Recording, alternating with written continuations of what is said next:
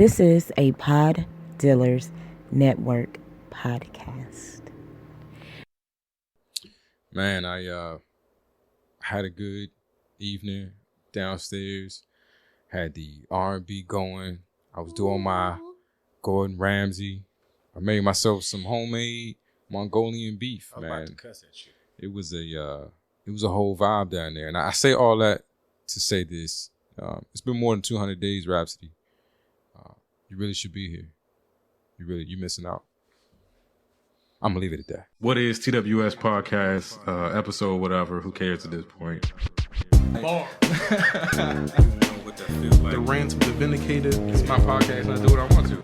People, listen. Word, is it still live? It's not working for me, Rich. All right, we gonna keep going. I know I changed my voice at work. Bars on the radio. What is TWS podcast? When ready. I feel like the Neanderthal. Staring at my watch and I'm feeling so new school.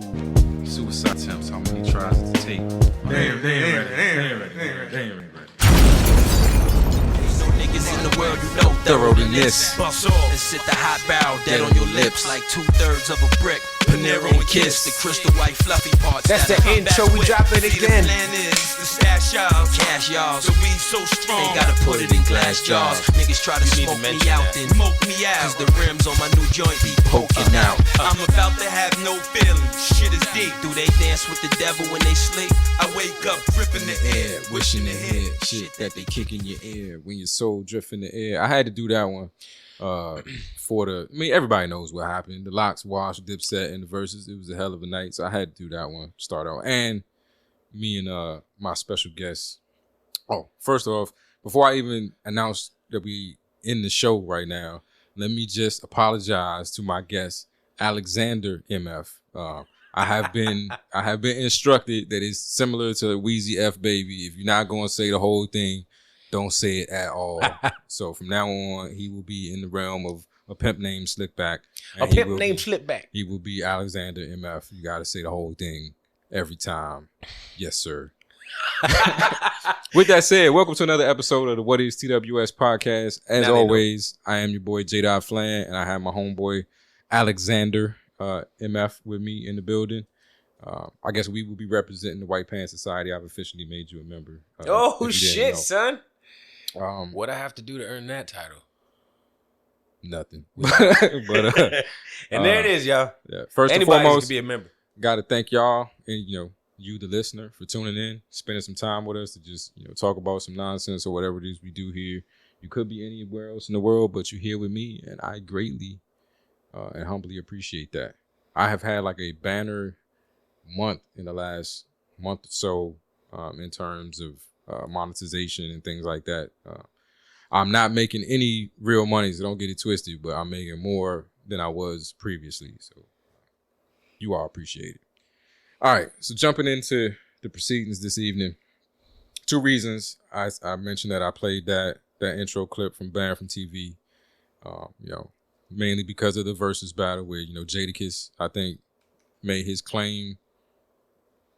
I mean, it's indisputable right now. Top 5, dead or alive.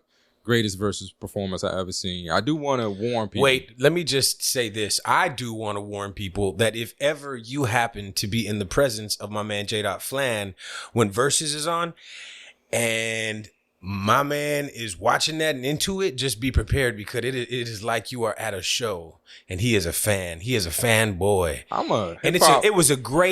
It was a great experience to watch him processing and absorbing and enjoying his moment. I was enthralled.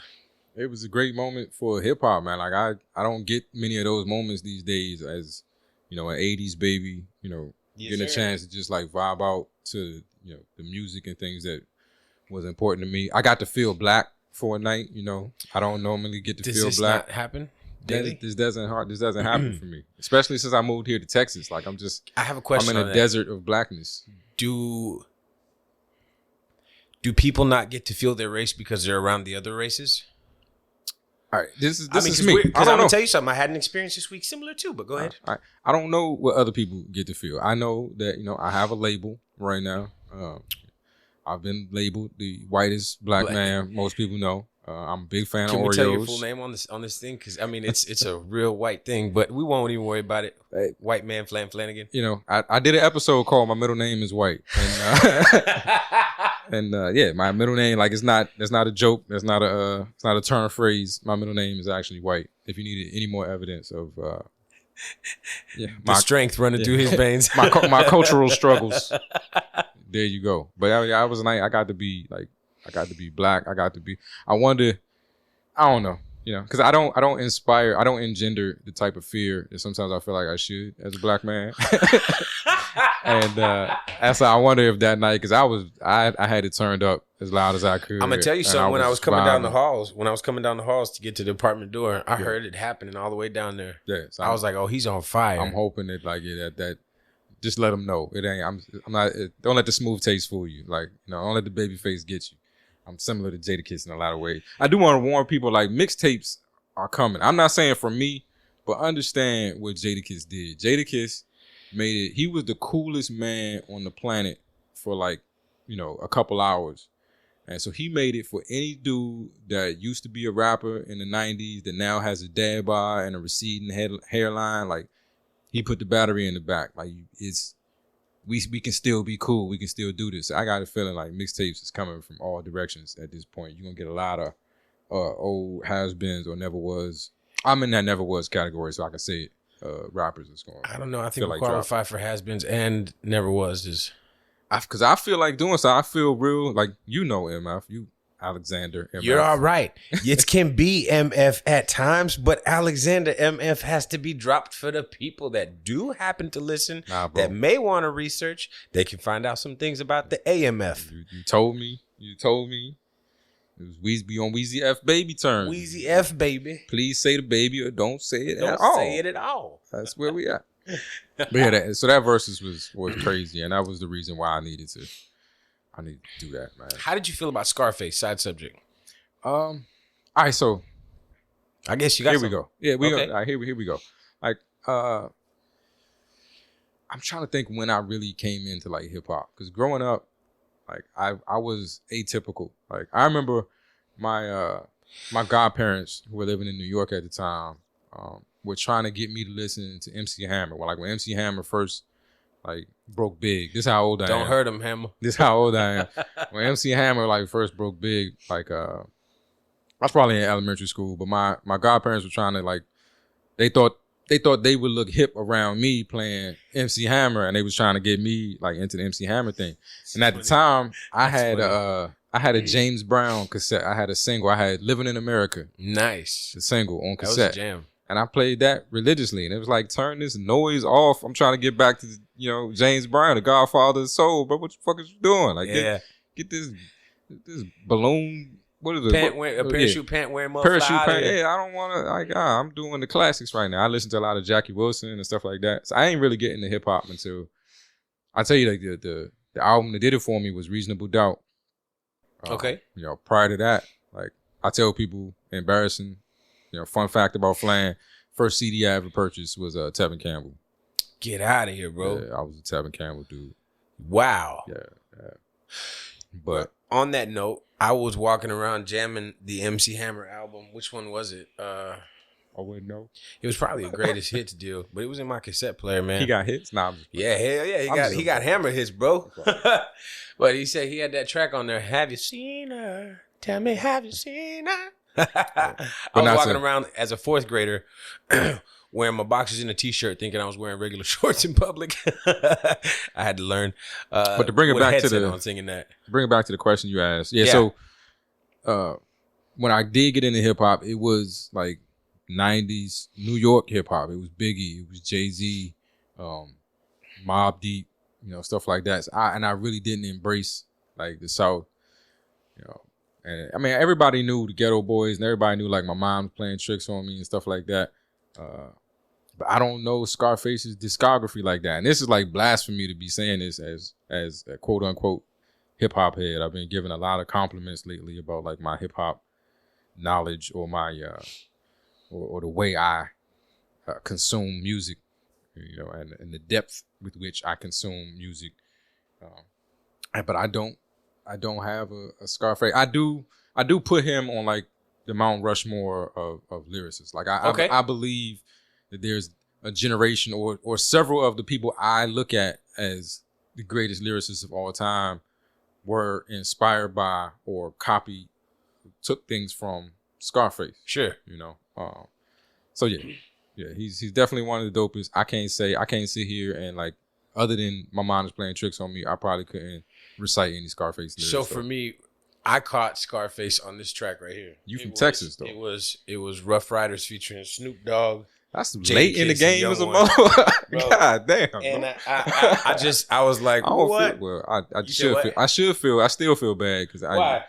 you don't have the expectation visually looking at you. I don't have the expectation that you should know who the fuck Scarface is. The fact that you Really? know who he is, bravo to you. Obviously, you came in way late in the game if the first song you heard him on was a Rough Riders It's track. not the first track that I heard him on, but that's the one where I was like, Scarface, I get him. Okay. You know what I mean? Because before that, it was a slam between Wu-Tang Clan and Green Day. Like I was going back and forth, right? Those But are fun fact, Scarface now owns all the musical rights to the band that I was previously a part of for a good amount of my life, named Downside. Look it up, DOWNSIID. Scarface. Anytime our songs are played, he's collecting them royalties nowadays. that's pretty dope. That wasn't even the reason why I brought it up, but it just that came to my mind as we were talking about it. Do you Kudos to you, Scarface. Look me up, Alexander MF. Let's talk, because I got inspired by you long after that World War III song. And I got inspired by you because I saw an interview you did with DJ Vlad. And with DJ Vlad, you went on to tell him how we are artists creating an image. And that a lot of the stuff that we talk about is part of the image, not so much a part of the life. Are you aware that the culture don't fuck with Vlad no more? Yeah. Okay. I do know that too. But Vlad don't give a fuck. He keeps running, bro. Vlad's been around for a long time. He was DJing before he was interviewing. Yeah. I find myself like on YouTube, like seeing. Has he got any new ones out? I don't know. I'm trying not to check for him, you know. You don't but wanna like add to occasionally I'll be scrolling through and I see a headline like so and so telling whatever story and I'm like, oh, I want to listen to that. And then as soon as I look at it, I see it's a Vlad clip. Side subject just came to my mind. I read this headline. ADHD. Why is it that the gay culture can't cancel the baby, right? But the straight culture, no. How come it is that the straight culture can't cancel Lil Nas X, but the gay culture can't cancel the baby? Why is that? What happened? I don't feel like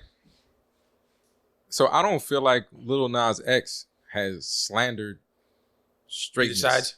And then, all right, so I wanted to do this was one of the things back when it was me and Rich that we wanted, one of the ideas we had for like a podcast episode. Like you remember the Chappelle Show, they did the racial draft, right? Yes. So we wanted to do the like offense matrix. Like we wanted At what level does the offense happen?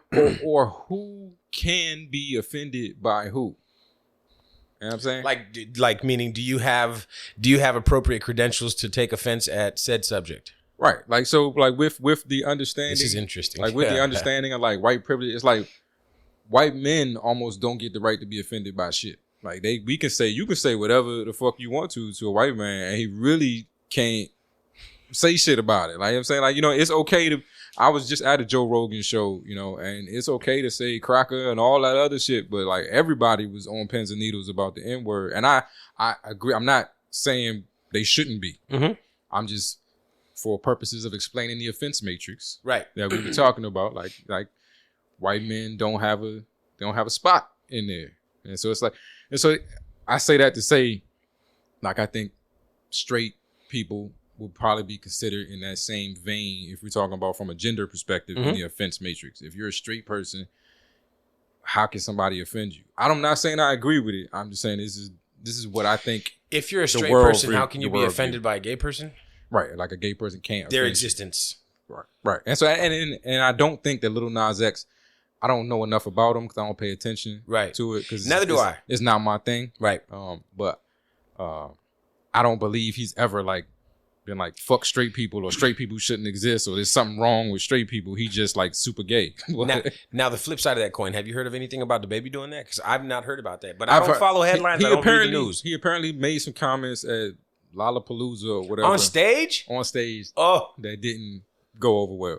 And again, like I'm not a pop culture person, like, and especially if you tell me somebody said something fucked up. Like if somebody said something crazy, I'm not going to go listen to the crazy thing they said. I'm like, obviously they said something crazy. And I'm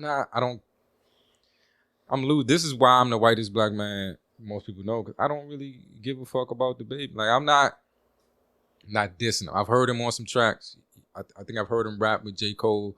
He obviously has talent. It's just not my thing. It's not. You know what I'm saying? I had a great time watching that Verzuz because and Dipset not my thing. Right. Not my thing. That was a crazy Verzuz because I think most people came in on a side or the other. And there are a lot of Dipset fans who you cannot convince that Dipset got washed, even though that seems to be, you know, the mainstream understanding is that, and that's what happened. They got done dirty. They got washed. They got it. I haven't had a chance to use the word mollywopped in a while. They got mollywopped. That's exactly what the fuck they got mollywopped. It was a fun thing to see. But yeah, Dipset wasn't my thing. The Baby isn't my thing. Lil Nas X isn't my thing. Have you ever listened to any of the Baby's music though? I've heard a verse. Like he's one of those artists where it's gonna have to catch me. Like I believe. I know when certain songs come out that even if I avoid them, they're going to be forced upon me at some point. Yeah. Like I never wanted to hear WAP or WAP, whatever. I don't know how you pronounce it.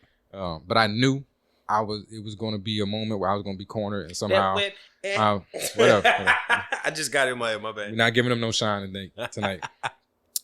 See, since you brought it up. Since you took it there. Cardi B. What you got? Makes music for women that wash paper plates.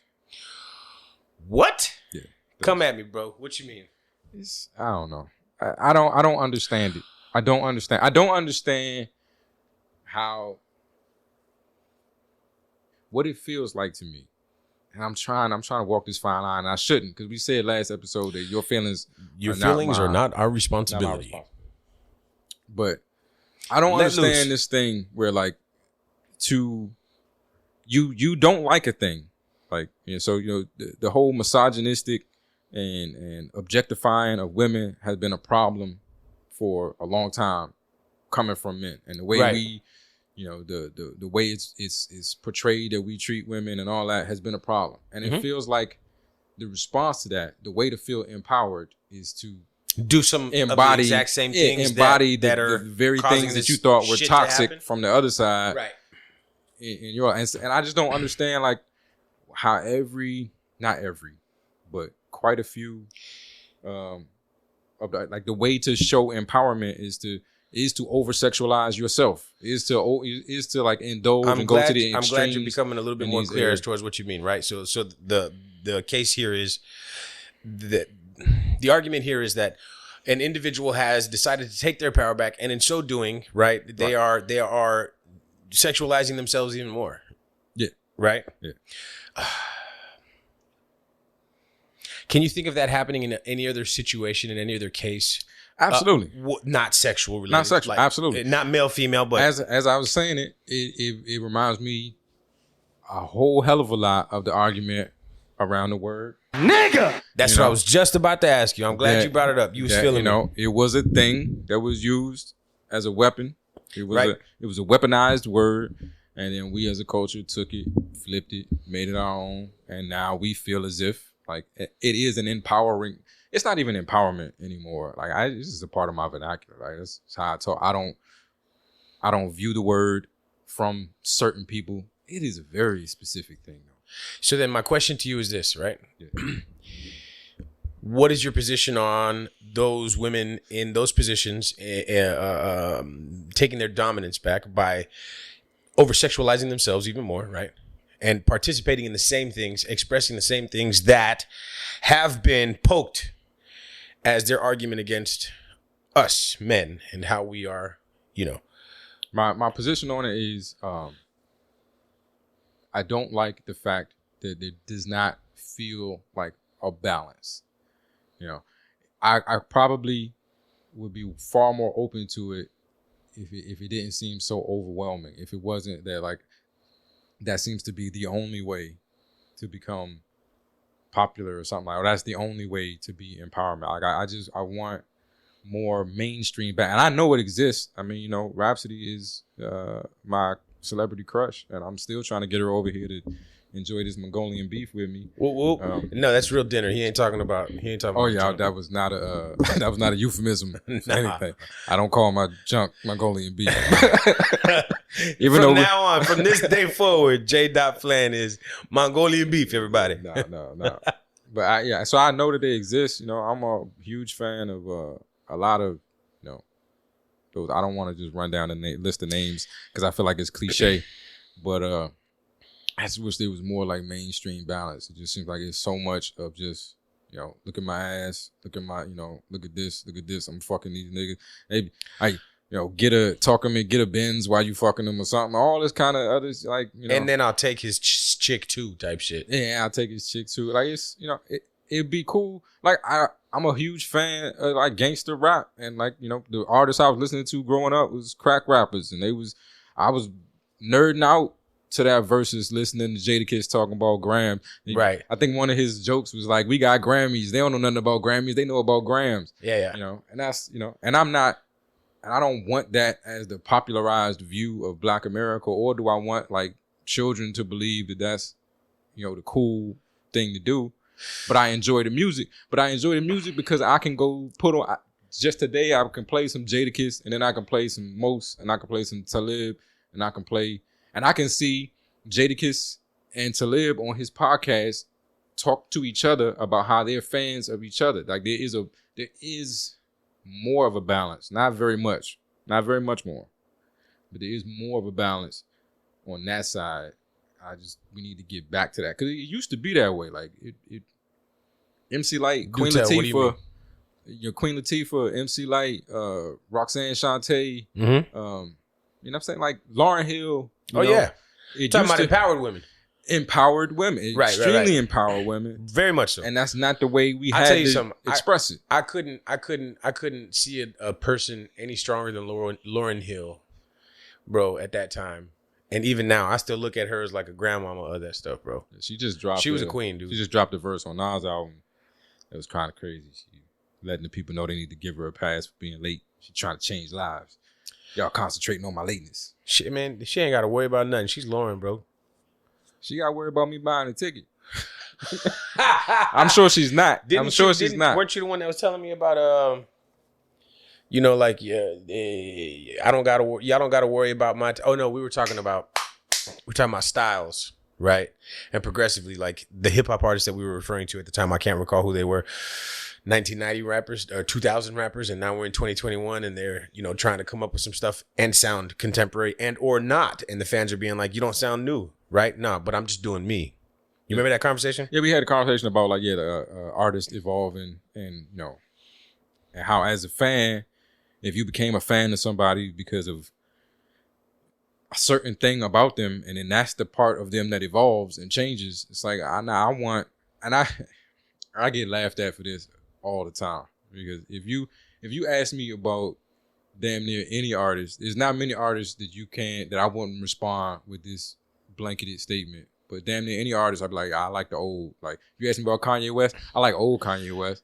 You ask me about Eminem, I like old Eminem. But you know what, though? I don't think there's nothing wrong with that, man. I don't think it's got anything to do with the artist as much as it has to do with the listener's ear and their filters having evolved and graduated. Because there are artists on a different genre of music that I've followed hardcore to the death, right? Yeah. All about some Deftones, all about some, Lamb of God. Like, every album, I'm on it. Every song, I know the lyrics. Every song I can play the drums to, and jam the guitar with. I wish I could get a chance to get to their show live. I'd try to get on that drum set, man. I'd do it. You know what I mean? But, bro, after following Deftones for I don't know how many years, and I was late on the bandwagon. There were a whole lot of people sucking on that Deftone thing for a long time. Finally, I got it, and I was like, Deftones is that. They are amazing. It's an orgasm for the ear and the senses, right? But I'm not knocking them, and I'm not saying I like old Deftones, but what I'm saying is that I just don't like Deftones like I used to. You know what I mean? Yeah. Ears are graduated, bro. No, I mean, I feel like my ears are, I don't know if they've graduated, but like I appreciate that music from that era, from that time, and a lot of it can be because I have memories and I have life experiences attached to certain sounds, certain words, certain verses, and things like that. I played a verse for you the other night, Jay Electronica. I told you like one of the few rap verses that can make me cry. Yeah. And and so so Jay Electronica in that space, that version of Jay Electronica is always going to hold a special place for me. And if he were to change, if he were to evolve and his sound changed and he'd be a different artist, I would feel like I miss that moment because I want that moment back. Here's an interesting one for you. Let's go. There's been a conversation recently about whether or not, with the amount of artists and the amount of evolution that has taken place in hip hop, how like Tupac and Biggie could still be in anybody's top 5. Yeah, that's a really good point because so far as anybody will say, it's not just Tupac or Biggie, but Big Pun. I can see that too. But I don't know. Do you think it was because they had left a taste in the mouth of the listeners and the public, not just the listeners that were fans, but the public, of like a movement of some sort? I have my feelings in that regard with Tupac. Like I feel like we love Tupac for who he was, not necessarily for what he did. The music that he made. He made some great music. There are some Tupac songs that are like, So you mean like important to me. People were in love with the person. People were in love with the image of Tupac. Like there's almost been this like, I don't know. I just got done posting a picture of him today. I don't know what the word I'm looking for is, but like he's almost like a hip hop deity at this point. Like we've created this image of him as like the God MC almost. And what do we do with the basketball players when we retire their jerseys up top? There's the conversation about MJ and LeBron. Who's the true GOAT? Does the game evolve, and are the newer players? Oh, bro, do the newer players ever get a shot at being looked at in the same regard as historical players? With the Biggie debate, what I'll say for Biggie is I have not yet encountered another artist that, and this is Royce the 5'9's words, that checks all the boxes the way Biggie checked the boxes. Like Biggie is one of the greatest storytellers in hip hop. He's right up there with like a Slick Rick in that regard. I don't know. I have not experienced an artist that can do it as well as he did it. His wordplay, his voice, his presence. It was all a dream. Word Up Magazine. I just have not, even as hip hop has evolved, I think maybe J. Cole and Kendrick do more with words than Biggie could do, but I don't know that they check all the other boxes that Biggie Let's say 20 years from now, those that are listening to those guys now that are 20, right? Yeah. 20 years from now, they'll probably have the same conversation about those two cats. Exactly. As we're having now about. But I honestly don't feel like, I feel like hip hop has regressed. If you want to. I don't disagree with that, but I think like hip hop has regressed. I think that's got a lot to do with the people that are listening to it, though. And that again, to take it back to the verses. Take it back to the verses. You know what? The thing I loved the most about that verses is, to me, that verses was a physical embodiment of style versus substance, and it was. A group came out and tried to be drippy, and they tried to be style, and they tried to be we so cool and we so this, and they wore Fendi everything, and everybody had on trendy shit and 7 bandanas and all that other stuff, and they couldn't beat some dudes in Timbs and camo shorts that was rapping. With some jean shorts and some t-shirts on. Rapping, that came there to show people that they could rap. Like, you couldn't beat them with style. You couldn't just outdress them and think that was going to win the battle. Okay, so my brain just took myself to a futuristic moment in time where you and I are rapping somewhere here in Austin. What's up? Was it going down? Are we doing that? Are we getting on stage? I hate being on stage. I don't care. That does not fulfill my request, sir. Shall we be there? Okay, all right. I'm going to be on stage. I'm going to need you to back me. I'm saying, man, I'm sober now. I'm sober now. I done growed up a bit. There ain't enough liquor to get me on stage and get me feeling, get my inhibitions down to the point where I could get on stage. I'm definitely probably more comfortable in my own skin than I was back then. So maybe it wouldn't bother me so much to be, and I don't feel like I'm a persona anymore. I feel like I'm me all the time. I'm not like Flan is not this alternative version of it. It's not, I'm not Clark Kent and I put on and I rip off the towel or whatever, and all of a sudden I'm Superman. Like, it's just one dude. And I wholeheartedly agree with you on that, which is why I adopted the name Alexander MF versus the boy, or because that's what they used to call me because I was the young. Yeah, that was my name. I was the boy, bro. I'm cool. When I joined this band, I was 14. The next man next to me was 24. Man, they were my man, and I was a kid. If I call you Alexander the Boy from now on, that's what they call me, Alex the Boy Fuentes. Yeah.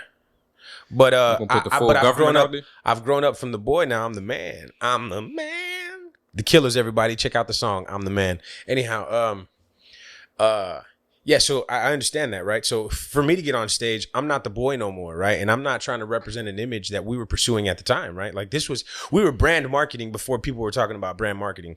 It wasn't a thing sold in books with guerrilla marketing skills and shit, right?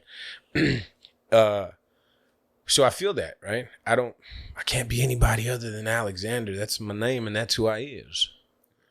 But when I talk to people about why my rap career didn't take off,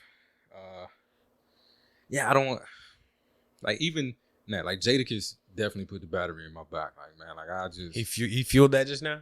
Man, I was watching that thing and I was just like, man, like I just want to have fun again. I want to do something creative again. I want to create, but I'm not a studio rat. I don't like being. Wait. Tell me that. Explain that. Finish that statement. I'm not a studio. What? Like, all right. So this is why I quit. This is why I gave it up, because I had people in my corner that was like backing and pushing support. You the one. You're gonna be the next one. Like, I was gonna be shopped as like a Kanye West backpacker, everyman kind of rapper. I wasn't gangster. I wasn't any of that. But I had a way with words. I was a For the Ladies rapper. Actually, I did a lot of songs. I want to hear still a studio. What don't you like?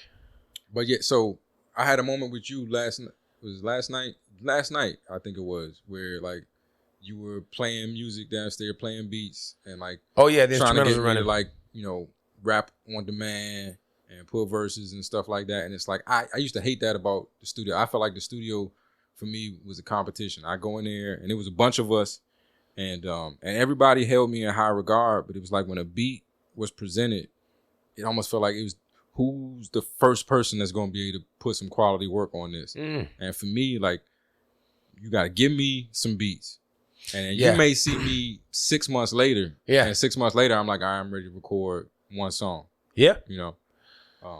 But that's how I work. I can't do I'm not an on the spot dude. I'm not I don't like the pressure of being on the spot. I don't like the pressure of having to think of stuff. I don't freestyle, none of that stuff. So like, I felt like I didn't have, like, either I didn't love it the same way other people love it. And I do love making music. I just don't love it to the point where I just want to be in it all the time. Like I told Jay on the last episode, and you've been working on the track for me. Oh, like, for the opening? A friend of mine hit me up, said he was starting his own podcast and wanted to pay me to make the intro music for it. And my immediate response to him was, let me do it for free so it don't feel like work. Because that's the way to do it. The moment it became like an obligation or something I was being paid for or something like that, then it changed the whole vibe for me. That's funny because that could also be seen as a way to keep it as not so much of a necessary thing to have happen to someone else's approval, right? Like, let me do this for free. What you get is what you get, versus like feeling the burn that someone's paid me and I have to provide them with a specific amount or a specific type of sound to, you know what I mean? Like I'm getting paid for this. I don't know that I could do that. Let me just do something for free and give it to you. I definitely wanted to give him quality work. I definitely wanted to do it for him. I had it. Like, for me, the moment I said I'm gonna do it, sure, it's like I gotta do it now. I told him I'm gonna do it. I want to be a man of my word. But it wasn't so much. I don't know. I didn't want it to be a job. I didn't want it to be. And once once music became a job, or started to feel like it was heading in that direction, where like it's an obligation. Like, you gotta be here and you gotta be there and you gotta perform at this time, and we need to get these songs done by this date. It's like, man, I don't. And I could see people around me that had that kind of drive. That was just like, man, we gonna grind it out. We gonna be in a studio all weekend if we got to. And it was like, I could be in the studio with you all weekend, and ain't no guarantee we gonna get anything. And I don't want to feel the pressure of feeling like we got to get something. I feel that. So with Alexander MF as an artist, like doing what I do, what I started to do and what I feel like I'm still trying to get back running up, it's all been me though. You know what I mean? I haven't had a team of folks. I haven't had other rappers or other musicians or other artists to be a part of it with me, man. And I feel that for me, contrary to your situation, that kind of made me feel like lagged back a bit. Although while going through these motions and making these moves, decisions, and actions, I had also said to myself at the same time, the more that I continue to do this, the more people will come. Right? The more that I do this, the more there will be supporters that want to be a part of this with me, that will want to videotape music videos, that will want to help me track in the studio, that will hear my music and say, yo, I make instrumentals. I want to talk with you about that. You know what I mean? Yo, I think you're a hot MC, right? Like, I think you got some lyrics or some vocal ability. I enjoyed what I heard. I want to work with you. Also, another, lyricist or singer or band, whatever the case may be. But so for myself tonight, right, there's an artist that I've been talking about with you by the name of Prof from Minnesota.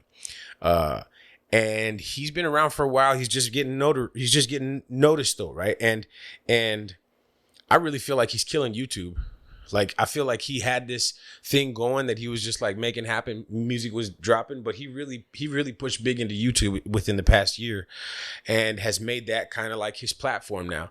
Like, all his new music he's doing, he's putting out on, I'm pushing a little bit more on like promoting that, but that's not what I'm trying to say. What I'm saying is that tonight I saw some sides of him and some instrumentals, and man, I just know that if I sit around waiting for somebody to show up to help me, to make the music the way I want it to sound, it's not going to work. I have to do this, which is why I was asking you about, setting up these speakers tomorrow, so I can get in there and start pounding out some sounds, man. I want to make some music. I know I got a guitar, but I can't play the guitar for a band because I don't have a band. If I had a drum set, I know I could play the drums, but I can't play the drums for a band because I don't have a band.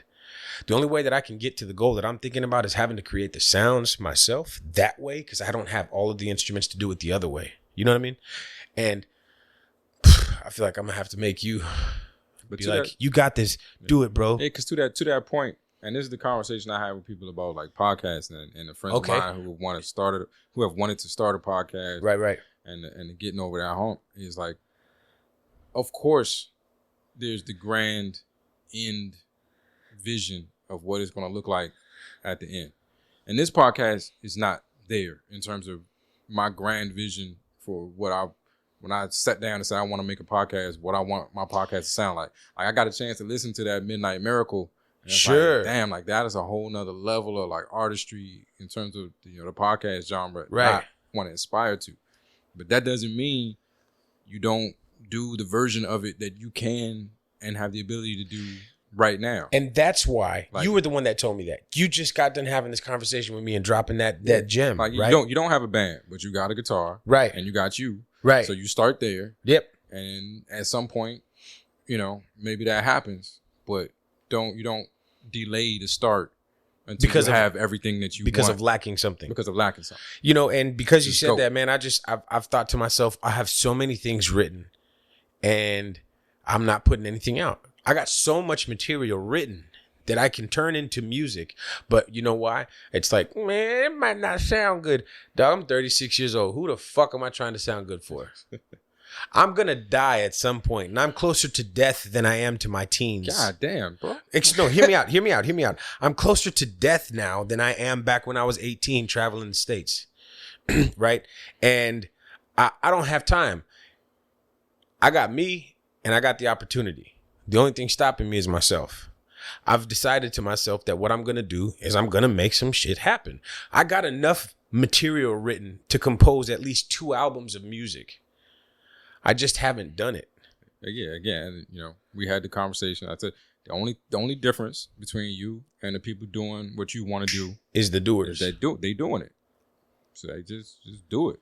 Like, at whatever level you can start. Like, wherever I'm at now was not where we were when we sat down and tried to record this the first time. That's a perfect spot to transition. All right. I got you, because this is going right into it. Come on. However we got to do it, let's run it. We doing that right We're now? doing it right now. All right, here we go. Hit it. Hey, hey, hey. I'm letting you do you. Guess the ethnicity. Guess the ethnicity. Guess the ethnicity. Is he white or is he?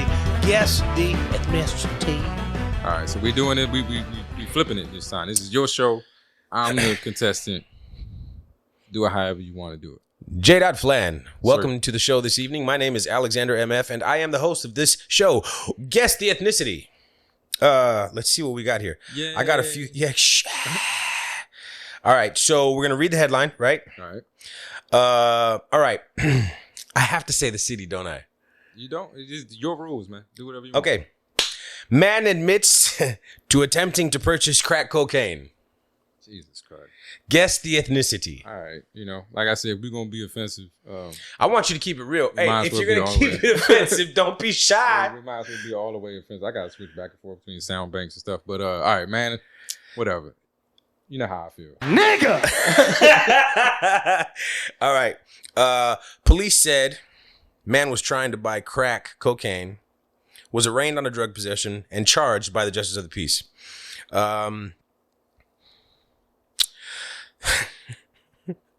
This arrest is a state jail felony punishable up to 2 years, by up to 2 years of jail time. All right. All right. So the gentleman was driving a 2009 Ford Focus.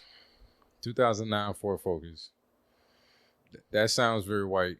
But I get the feeling like if you're going to buy crack, you're not really thinking about the car that you driving in. That's the next hint right now is the vehicle. Let's do it like this. A 2009 Ford Focus with a faulty headlight, according to the arrest affidavit, which was the reason for the stop. The fact that he was driving to get the crack cocaine, I'm going to switch. I'm going to say white. With a faulty headlight. With a faulty, but he was driving. All right. I feel like if you the crackhead that I envision when I think of crackheads, you will walk several miles, run if you have to, Sure, to get to where you got to go, or you in the midst, you in the midst of the shit. Mind you. Let me hold tight. Hold tight. All right. So I'm changing my answer to white. Individual pulled in and out of the Deluxe Inn, then the Liberty Six, and finally the Welcome Inn before police pulled him over. Police asked the gentleman to step out of the car, and when he did, he pulled a glass smoking pipe, according to the police. Oh, 100% white. 100% white. This dude was bold. You step out the car with the pipe, like that. That to me is the confidence you only have when you either don't feel like you're doing something wrong, or you feel like it's not that big of a deal, and you should get a pass. Like you don't have the crack yet. I just got paraphernalia. I feel like in our community we understand the stakes of things, and we don't fuck around with police. We're not gonna step out of a car with a police officer with the pipe in your hand. Like Okay. That. All right. Or you was super high already, but I'm going white. Okay. When officers read the Miranda rights, the individual said he was out looking for cocaine. Hold on. They read the Miranda rights. Yeah. Miranda rights. White. When they read the Miranda rights, he stated he was looking for crack cocaine and told the officers that he had a crack pipe on the floor of his car, police said. Police tested the substance, which later tested positive for less than a gram of cocaine, according to police. All right, so he's bold enough to give the police all this information. He's not trying to get out of this situation at all because he doesn't fear the penalty, obviously. And he bought bullshit crack. Oh yeah, white. Bought bullshit crack? I don't understand. Well, I don't know enough about crack. It sounds like if they tested the substance and it was less than a gram or something like that. Then so the test was a field test to determine whether or not it was positive for cocaine, which it was. Right. The individual was held in the county jail on a $100,000 bond for less than 1 gram of cocaine, crack cocaine. So now that's a lot of money, bro. That's a lot of money. So now we're getting into penalties. Held in the county jail, $100,000. The police reaction. So I'm torn because they read him his rights. Nothing sounds like bad happened to this individual yet. An individual that stepped out of a car with a crack pipe in his hand, and confessed to unnecessary shit for no reason. So that all sounds white. But then I'm like, and they read him his Miranda rights. With all of this, and that's a part of the story, Yeah. I'm sticking with white. Can you give me where did this take place?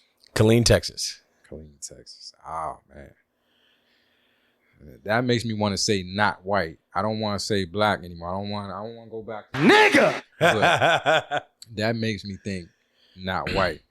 That makes me think not white, but fair enough to pass, and so maybe has had experiences in life where as a white person, where he received that level of privilege.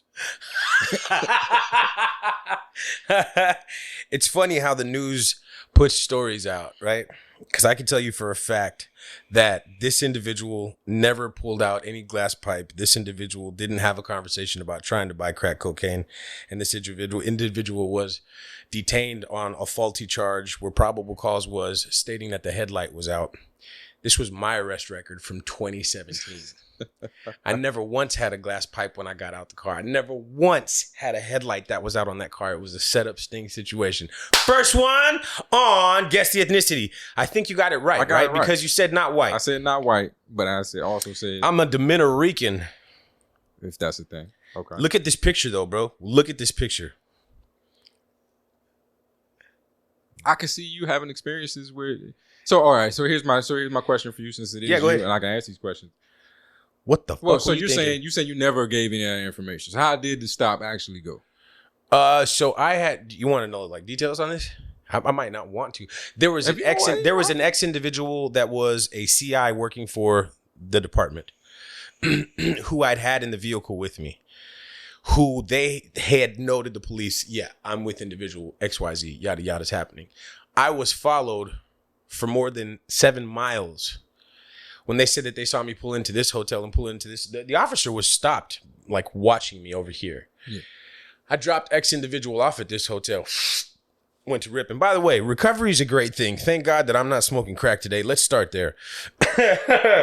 And cocaine is a hell of a drug. Fuck your couch. Yeah, all that stuff. Fuck. That's right. And when they let me go, when I left that spot and I pulled into the next spot, I went and made a run, dropped something off, got something out the way, pulled into the next spot because I was going to go and sit down. And when I was turning into the facility, the cop coming in the opposite direction lit me up. And when he pulled me over and asked me about myself, I gave him my insurance. I gave him my driver's license. I had nothing wrong, man. Car was legal. Everything was good. But then he started asking me questions about things in the vehicle that he had no way to know about. Like real specific, granular statements, right? Like, I love the impact that I'm having on yeah, people. like that plastic container in your car with a green bottom and a blue top. Where's that at? Why don't you tell me about that? What about that black Adidas bag that you got? I don't see it. Where's it at? Asking me questions about something that only somebody could have been in my vehicle and in my presence knew about. I didn't have a way out of that. That was a setup. They'd been watching me for a minute already. 100,000 though. Yeah. 100,000. Crazy. You know, to stay down on this racial rabbit hole that we're going down. I've told you this. So, and you can stop me at any point if I'm telling too much of your business. But when I spoke to you for the first time, oh right, over the phone, right? Can I say my first? Go ahead. Oh, no, yeah, okay. So, yeah, what was your impression of me when you talked to me on the phone? I was like, you knew my first name. Yeah, I knew you were black. I knew it, but I was like, this guy's white. What's going on? How did you knew when you say you knew I was black? Yeah, like you knew, like had the information, or you had? Nope, I picked it up off our conversation. Okay. It's just you said just enough to be able to make me understand. How did you do that? I don't know because you were using your work voice. Yeah, you would catch me out of work. But what was your thoughts? So, it's crazy because I was talking to the two of you around the same time. So we had another individual that we both lived with. I was talking to him on the phone, and I just knew he was white. Like, I just knew he was white, and I think the kicker, which is really gonna I don't know, show how racist I am. Let's hear it. Is when he told me his dad was going to help him move. I was like, oh, you got a dad? Oh, that's white for sure. You got a dad that's involved in your life. At This kind of evidence don't happen where I come from. You know, hey, like you've made these mistakes, and your father's still fucking with and he's gonna help you out. He got the means to help you out. Oh, white for sure. Okay. But then talking to you, once I knew what the substance was, and then the speed at which you talk fast, and you say a lot. I felt like you was like trying to run game on me. You had a almost pimpish cadence at times, and some of the word choice. It felt like like this dude is trying to he's trying to throw a wall of words at me so that I don't hear what it is that he's saying, or I don't think enough about it to ask questions. So you came across to me. I thought for sure you was black. And so when I met the two of you and I was wrong on both, I was like, damn, my whole worldview is fucked. I need to adjust the way I think about things, because I'm racist for real. Man, I'm so proud of you for saying what you said. Nah, play it real, bro. Play it real. It's all good. I wholeheartedly believe that all of us in some form or another have some sort of racial bone within us. So I just to clarify why I'm making the distinction between racism versus prejudice is that I was prejudging the two of you based on mannerisms and tonal voice and tone and stuff like that, without having ever seeing either one of you. But in neither case was I trying to deny somebody an opportunity or believe I was better than or take something away from you. And so that's where I feel like to be racist is not only that I think, not only that I judge you on what race you might be because of certain things, or I believe certain characteristics may be unique to a certain ethnic group or not, but because of those characteristics, I think I'm better than you, and I would use that advantage as to deny you something. Sure. I whistled. So that's why I would say, that's why I'm going prejudice, not race. Okay, so follow-up question. Yeah. After our first conversation on the phone, when you met me in person up until this point, how do you feel now about listening to me speak? Is it the same as it was on the phone that day? Is that me? I have told you, and we've had these real conversations. I told you in other situations, to stop trying to be so worried, like just to like right simplify, like because sure, I got it. Where I come from, if you're saying that much, I don't trust people who volunteer information. I don't trust people who give me too much. So it's like say what it is. If I ask you a question, that's the only answer I'm expecting to get back. You give me more than that, now I think you're trying to control the narrative, and that puts me on the defensive immediately. With sure, like what is it that you trying to get me to see, or what you trying to get me to believe I see? Sure. Versus the reality of the I'll tell you something. That is a good skill that you have to be aware of such things, because many people take advantage of other people by directing the narrative and their view on what's being said, right? And it happens like even with the government and the presidents and shit that comes from being hurt, bro. Somebody got to lie to you, and you be like, man, that's what a liar sounds like. All right, so I know now that I know. But I wasn't lying. I know, but you say a lot sometimes. Sometimes you don't need to, and you don't need to use them big words with me either. I don't use big words. You do use big words, bro. Granular. You taught me that shit. That's it. I use big word, not big words. See, yeah, big words. I use specific words. I want anybody that knows what granular means right off the rip, right now, to message into whatistws at fucking gmail.com and tell us if you know what that is. Flan at whatistws.com. Or Alexander M. Fuentes at gmail.com. If you know what granular is, email us and let us know. Don't look it up. Just specific. I believe in communicating effectively. Am I doing so when I speak, I use big words? You have. I think, I don't know if you stopped when we had that conversation, but I think one day, because we were having a conversation about like recovery based stuff, and I was just like, dude, I'm an intelligent dude. Like you can't defeat me by just throwing words out there that you either believe I don't, and some of them I don't understand. I've stopped you a couple times, like, what the fuck does that mean? And it's like, but why are you using that word? Like you could have just said prison, and I would have, I'd have understood prison.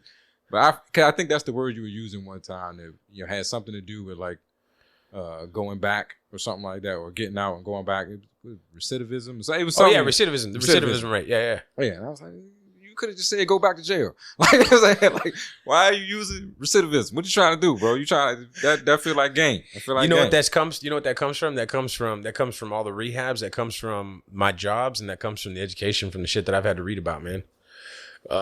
But you ready for another one? All right, let's go. Okay. Let's do it. Nah, we ain't gonna do it again. Yeah, go ahead.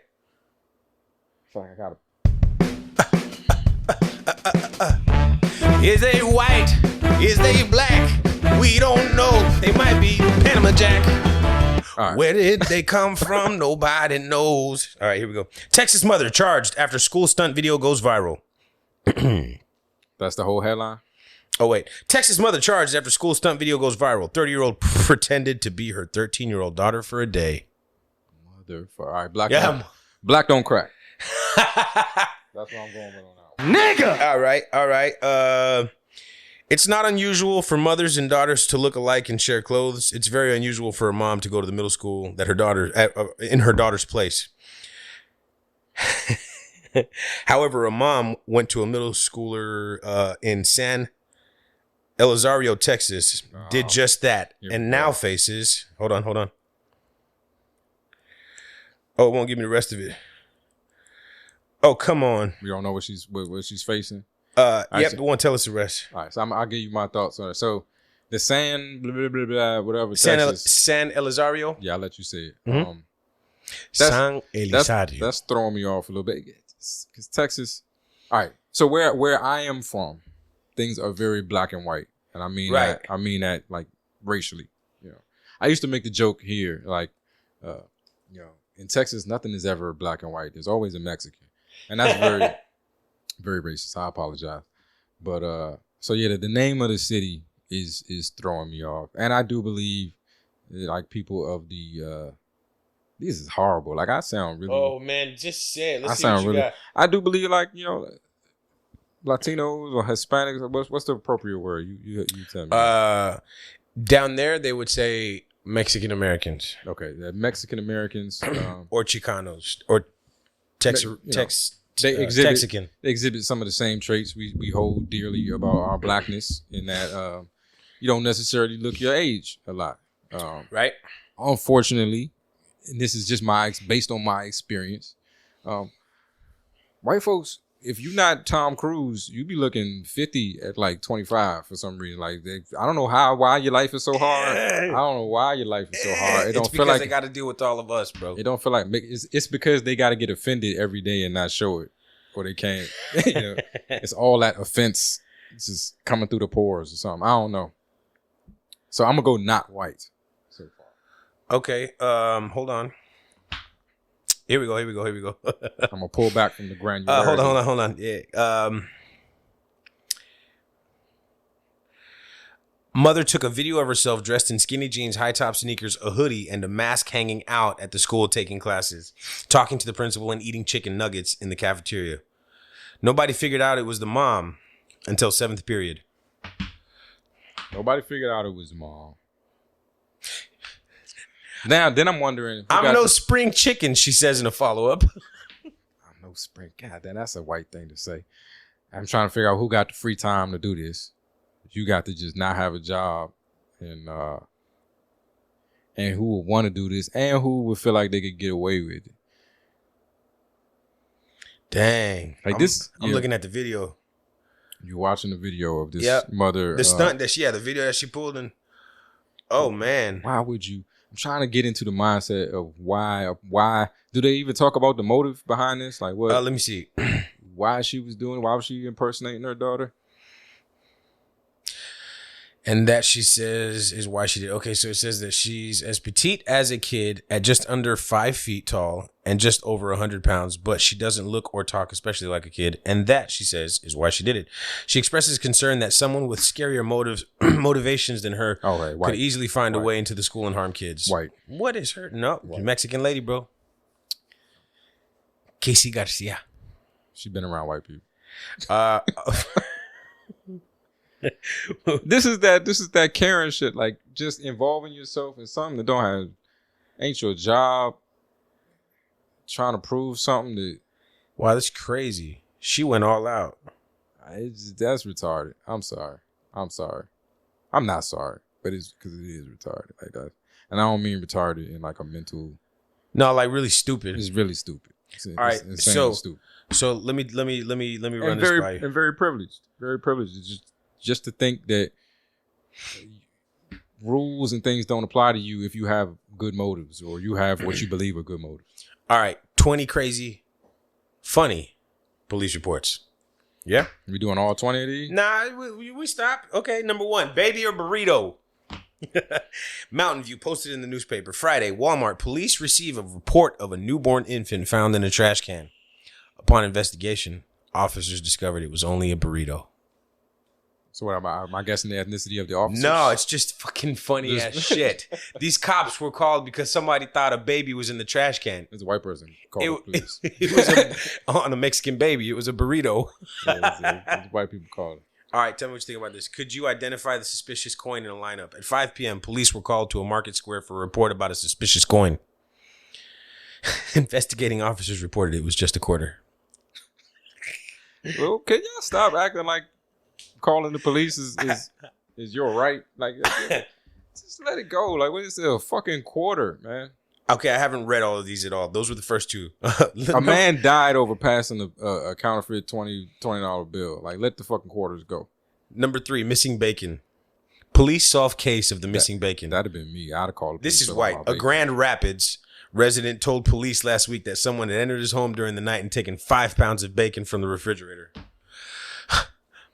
Yeah, you got to be white to have. Upon further investigation, police discovered his wife had gotten up for a late night snack, but was afraid to admit it.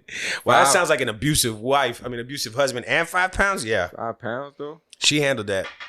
That's the next episode of My 600-Pound Life or whatever that show is. My 600-Pound Life. Yeah. All right. So what you got? I do want to have this conversation with you because I want to see where this goes. Suicide Squad.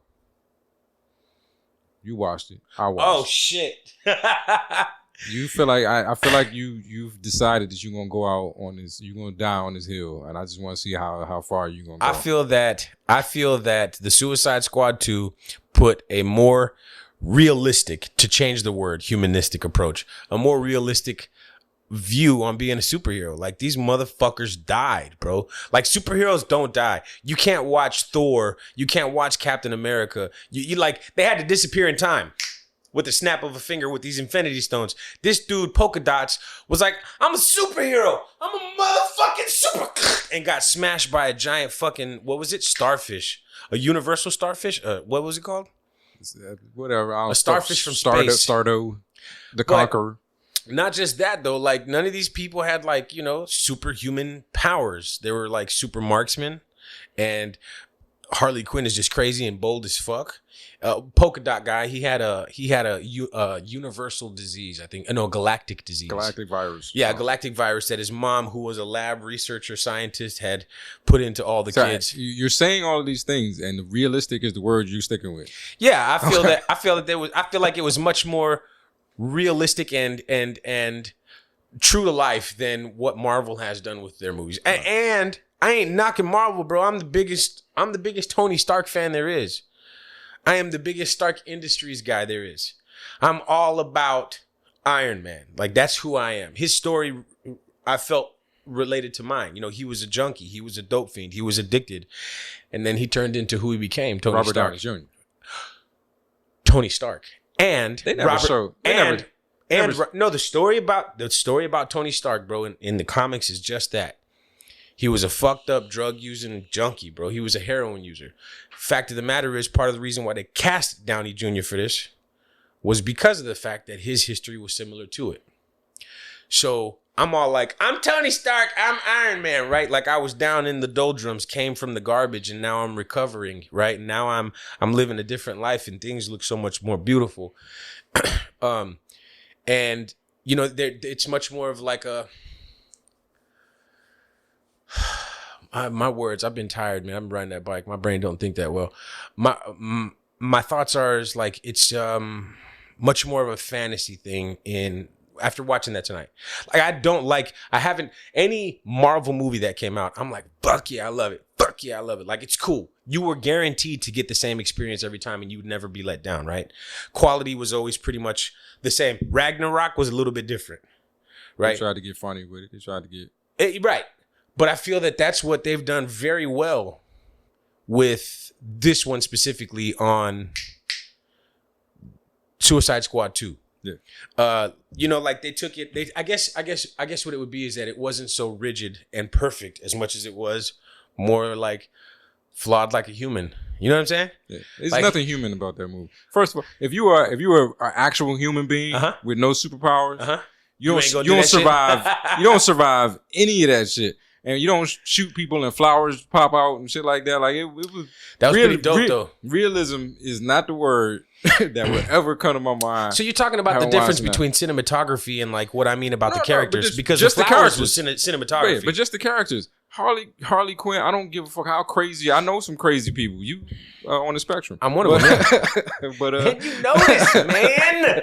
I know some crazy people In the chicken coop. And crazy don't allow you to just run through, presidential palace shooting With everybody, two M16s. and you don't catch Not one bullet? Not one bullet. Okay, so but what you're saying isn't being true to life of what it is. It's a movie. That's part of the story, right? But these So I'm trying to superheroes, understand these the superheroes argument of realism. were more like humanistic than were the other ones. The other ones were more fine and rigid. They were like perfect. These ones here are like The whole thing about Spider-Man is that Spider-Man is just some kid who got bit by a radioactive spider, and now he's got superpowers, and he does, baller shit, when he's fighting Doc Ock or whatever. he does some baller shit for sure. But he still like is awkward around girls and is trying to survive high school. He's still a part of the Marvel universe. He's not man. perfect at all. But he's not perfect at all. They made those, and neither is Tony Stark. We got to see Neither Thor is- fat and depressed. Right. They tried to do that. They did try to do that. But they did this whole movie, man. It was like that whole movie. Like I feel that DC right now, if they keep on with that, they're gonna do something good for themselves that separate from what Marvel has done. We're not talking apples and oranges, right? Because that's what it is. Like they're two different things. But one is not more real than the other.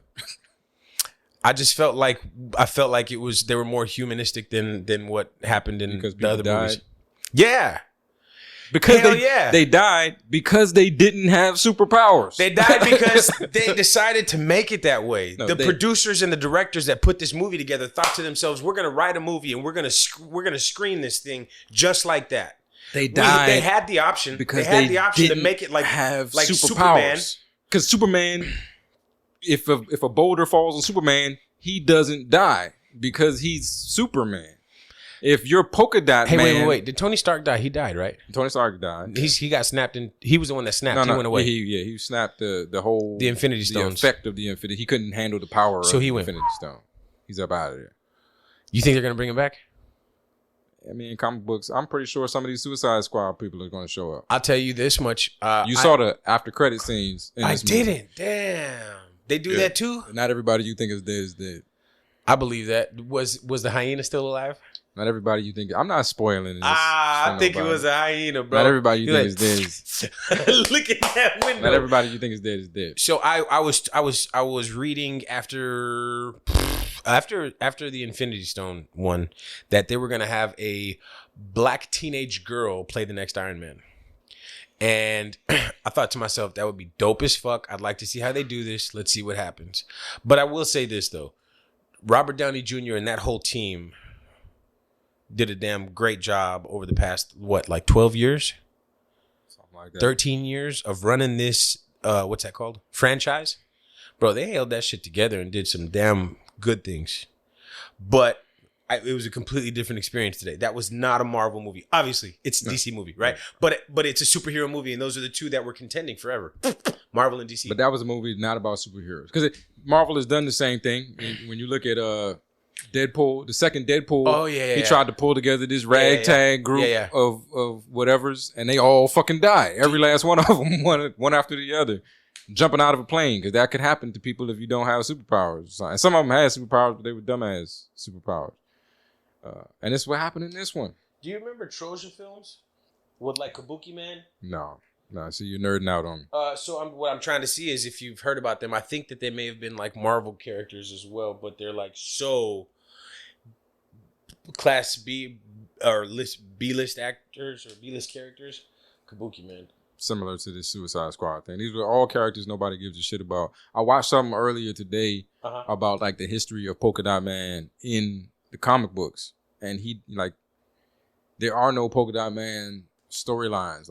He comes into things as a bit character, dies most of the time, and then because he's not. Oh, Polka Dot Man? Yeah, he's not a thing. He's right. not, I think that maybe Peacemaker, maybe a big deal. And he's going Bloodsport or Blood. Yeah, Bloodsport or whatever. Yeah. Like Harley Quinn. Wasn't that a fucking Harley Johnny Quinn Cage is movie? the biggest character in now. that movie, and I don't know. I wonder what they're going to do, man. I wonder if they're going to try to carry this on further. So you said the end credits. I didn't see. But I wonder if they're going to try to do fucking... The Peacemaker is getting a How series. many movies did Marvel make with this whole thing? And they got plenty more coming.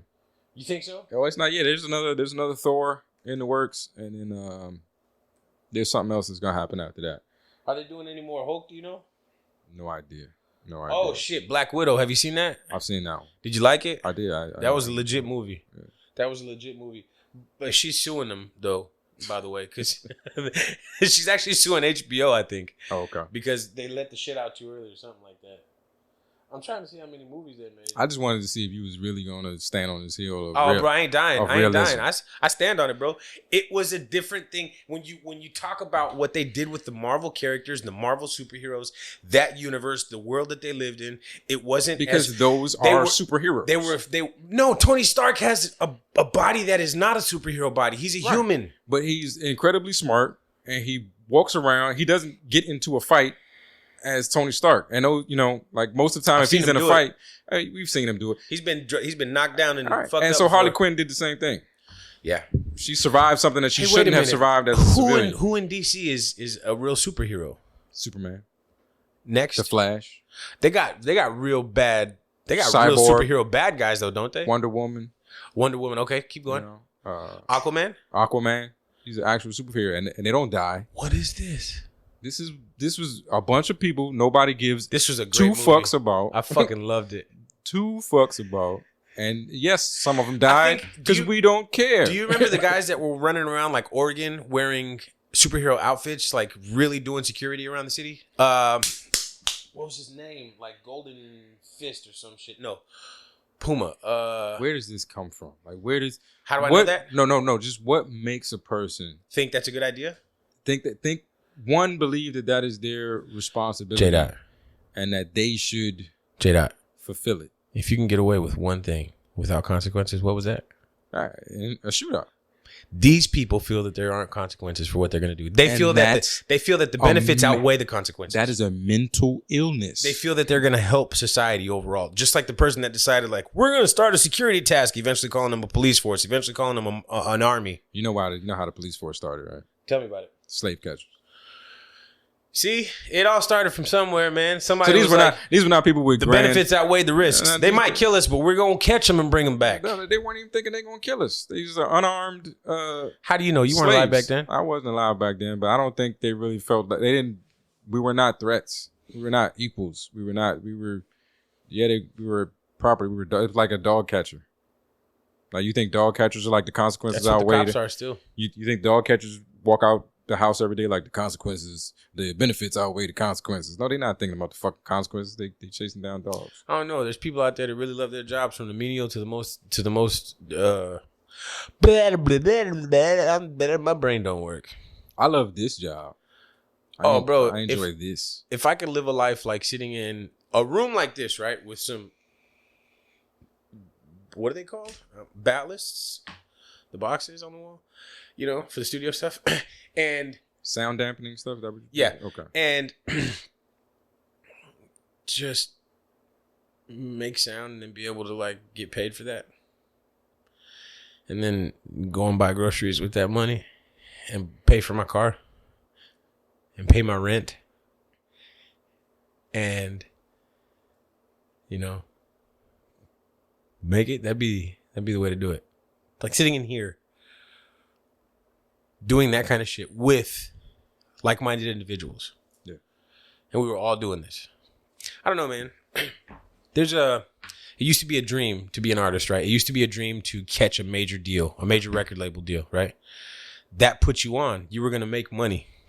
Granted, they're going to tax you a lot, and you might get real fucked out the deal, but that was what every artist was going for. Everybody was putting out their music for that purpose, and nowadays people are just doing this shit on their own, man. Brand marketing themselves, booking their own tours, writing their own fucking contracts for this shit to happen. You know what I'm saying? And it's created a whole sub-industry of people who take advantage of that. Tell me more about that. You know, back when we were doing anything, I remember us being approached by someone who said if we gave him $5,000, he could get us a meeting with Jay-Z. Absolutely. They're the people who will, if you pay them, they organize tours, and you can pay to get on a tour. They, you know, buy in on the shows. Yeah, we've been involved in that. I know they're taking downside. advantage of a lot. A lot of people are not going to make it, but this feels like their opportunity. So they're going to pay you however much it takes to be on some show. That, you know, co-headline with the band or with the opener. I mean, with the closer. I know there was something about the superhero shit I wanted to go back to, but no, okay, I know what it was. All right, so I said mental illness, right? Okay, yeah, right. That's where you were. Yeah. And the reason it makes me think that is just I've been having this conversation with people a lot. When you go through some of the stuff that you and I have been through, and you talk to some of the people that you and I have talked to, medical professionals, you know the questions that they ask you. You know the questions that they ask you, and you know how easy it is. Like I have sat down with so many, doctors or psychiatrists or therapists or whatever, and they're asking you questions because they're trying to diagnose what the fuck is wrong with you to got you in front of them in the first place. Right. And the questions are so fucking see-through. Like they ask you stuff like, do you think you have special powers? Do you think you, like, they ask you these, and I know that if I say yes, now I'm schizophrenic, and now that's the medication that they're going to put me on. What if your answer was, yeah, I have a special power. It's the ability to hope and love beyond all measures, which keep me here today. How do you think they would respond? What would you do to that if you were a practitioner? I think you get what I do, yeah, I may understand that because I understand what that person may or may not have been trying to say. I think in the situations that I've been in, had I said something along those lines, I would have just been put on a milder version of whatever medication they were going to put me on if I told them I was Spider-Man. I know better than to say. There are times there are people that can go around claiming being Bloodsport. And these people are also... they're just marksmen, bro. There's a difference between being a marksman and being blood. Like, have you ever watched any of them videos where like actual snipers like grade movies? And they talk about like how and they'll tell you all, I wouldn't have taken that shot, or this didn't make sense, or that didn't make sense. Like there's a difference between being a marksman. There's a difference between being a gymnast or whatever and thinking you can jump off a versus building. being Spider-Man. Yeah, being Spider-Man. Side note about the marksman shit. I was out playing Airsoft, right, yeah. Bro. And this dude with an airsoft rifle caught me from I don't know how far away. He could barely see me. I was in the brush.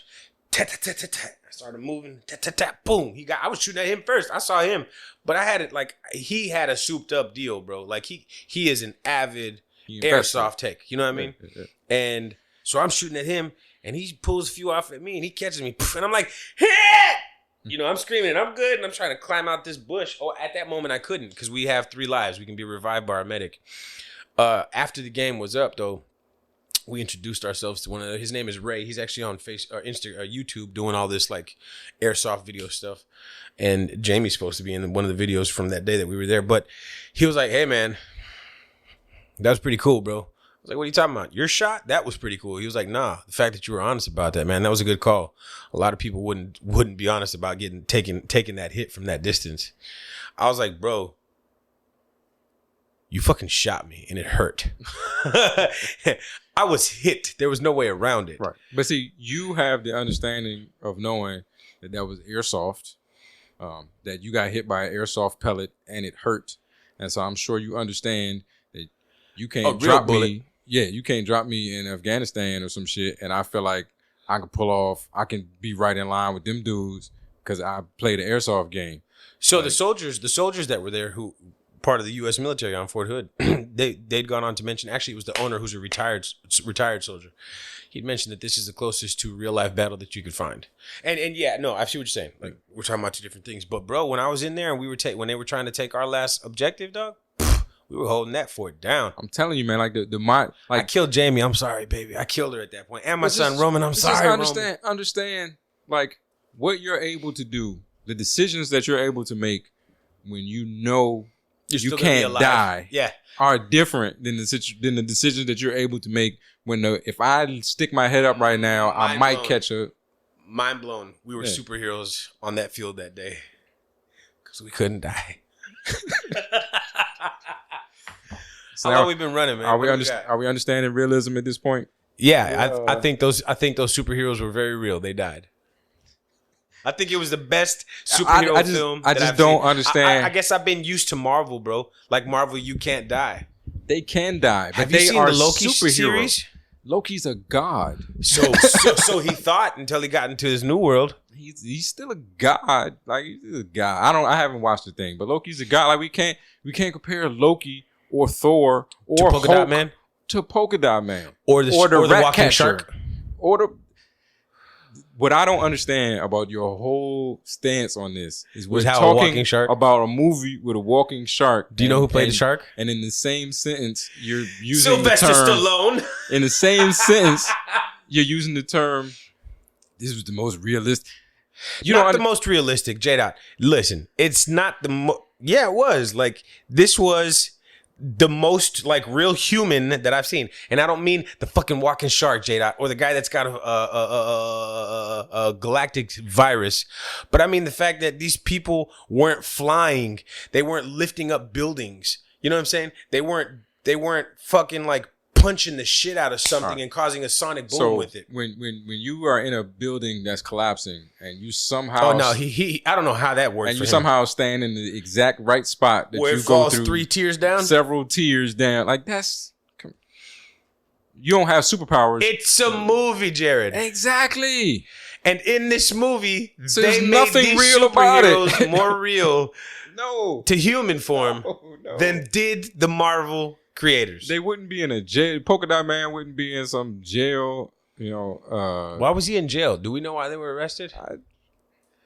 His was probably busting a dot. He had too many dots to bust. He had to do them at least 2 times a day. This is my point about the whole idea of realism. Like, so how is it that Harley Quinn can end up in jail and can't get out, but she can fucking run through a presidential palace? Did you see how she handled that dude when she was on those chains? She was like, bro, she did that. I don't know nobody that can contort like that. Exactly. But exactly. Somebody did that. Somebody did that for the movie. They had an acrobat bend their body that way up there to put their toe into the rock. After being hit with a cattle prod. Right? I don't know how many times. I counted at least 8. Come on, man. Come on. I'll tell you this much, bro. The mind is a motherfucking beast, dog. And if she was crazy enough, she could take them jolts. And if she still had enough life in her and she could still breathe, she might have still been like, spit on somebody. You know what I mean? I don't know about bending up, because there's some things that the body just can't rebound from like that. And then putting on some boots and running through the thing with a javelin and all kinds of shit. To all of that naysay from J. Dot, I say that the Suicide Squad 2 movie was a great fucking movie. Made me feel good. I even cried at times. That's got to do with recovery, though, bro. I worry about you sometimes, bro. You don't need to. I do. If I'm not crying, then you need to worry. That's my superpower. What's that? Your worry? My empathy. Yeah. That's why I was crying. For those motherfuckers. Get the fuck out of here. Get off my show. It's like, this is my show. For these motherfuckers. Who the fuck is Polka Dot Man? Well, so I guess you're a comic book guy, right? I had my time collecting. Yeah, I did. Were you familiar? How many of these people were you familiar with, other than Harley Quinn and Waller, and who's maybe Waller? Flag? Waller is the black lady is Viola Davis. Oh yeah. And Flag, Colonel Flag. How many of these other people were you like? The white guy. Peacemaker? Nope, the other white guy. That was on the first team with the hyena. He was the leader for the first team. That's how much I care about it. Can't remember. It's so irrelevant. But you had to have been a comic book person to like these folks, bro. You know what I mean? You had to have known the universe. You had to have known. It was a good movie. That shit. Wait. But realism. Wait. Let's go on a grade. 1 to 5. How good was it? 3. You go to 4. Nah, you breathed 4. I was gonna say 4, but I honestly, stick with it. No, I'm not gonna stick with it because I honestly didn't even like. I was like playing Sudoku at the same time I was watching the movie and like missing pieces and jumping back in. You know how many times? You know how long it took me to get to that movie? How much? Started it last night with Jamie. I was like, I'm about to fall out. I can't do this. Killed it. Started it today. I don't know. It was probably a total like over the course of a cumulative 4.5 hours, and the movie's only 2.5 hours long. But that's just because being here is a different thing. Like I can't just sit down. It's part of my brain. I can't just sit down and watch a movie like that all the way through. I don't feel. Maybe I can. I don't know. TV's for sleeping. That's why I watch YouTube. But anyway, I don't know. That's all I got. It was a pretty good week. Verzuz was dope. I'm in a creative space. I want to do some things. I'm almost done with this theme music for my homies podcast. I'm gonna redo my theme music. Might drop a verse on that, and who knows? I might do the Jadakiss and do Dad Bob mixtape volume 1 or something. Whoop. You know, who knows? Drop that thunder, bro. The moment I try to write Mongolian beef is when it don't work. Like I can be out in the world on the bus, at work or whatever, writing the hottest verses you ever heard in your life. The moment I sit down and turn a beat on. So keep your Samsung Note on you, bro. You know, yeah, the notes. I got bars in so there. when that happens, just start jetting it down and start piecing them together. I don't think that I've ever been able to write one whole song just from one whole song. I've just got a lot of different things that I've written that I've put together that I will continue to string together. You know what I mean? You put enough pages down in the notebook, put enough lines down on the paper, you'll have enough substance. Podcasting has taught me like the drive I have. We talked about like my goal this year being, not to miss a week, 52 episodes. How much you got left? How many more months are we at? We're coming up on September, October, November, December. We're mid-August. You got 13, 14 more weeks. And so the fact that I see that I can like focus enough to get this done every week and do it and put it out every week, it just shows me that as far as rap, I wasn't there. It wasn't. You couldn't tell. I mean, is it because you just, when you do write, don't think what you write is good enough? Or what? Because I bet you, like, you could write a song tomorrow. Cause I mean, and that is, it's a weird thing because in a lot of things I'm a perfectionist and I want perfection, but I'm 200. This is episode 214.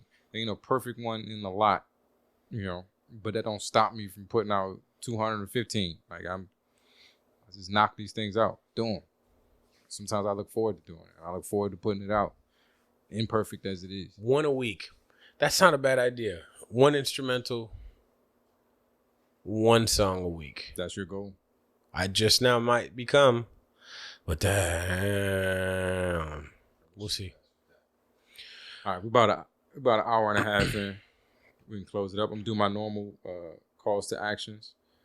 Zaya Fitness. If you're looking for if you're trying to be trying to get in the Harley Quinn shape. He's just texting me right now. That motherfucker is Harley Quinn in the dude's form. If you're trying to be in Harley Quinn shape, if you're trying to be please don't try to be a superhero. But if you want to look like fuck one, that. Go and be a superhero. Don't you motherfuckers don't listen to what MF says. Please don't. He said the sentence, the realest superhero movie I've ever seen. Them two words should never be in the same sentence. I think I said the most realistic superhero. Humanistic realism.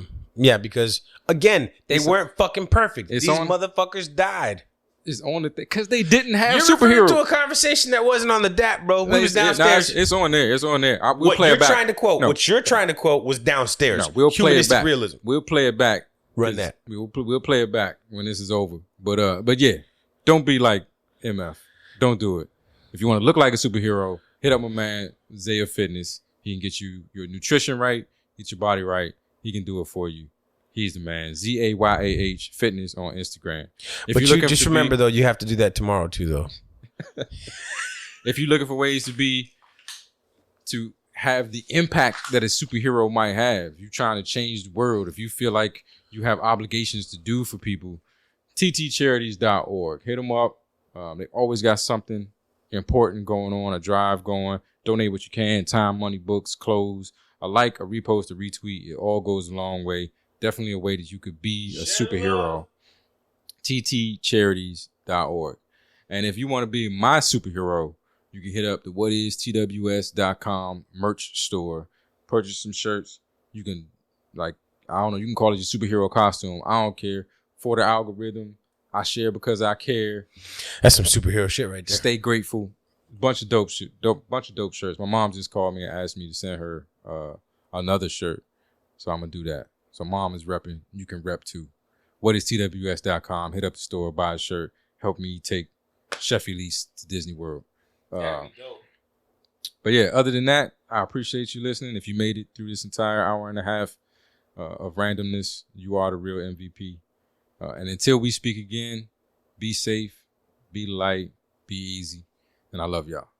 Holla. Last call for alcohol. Yeah.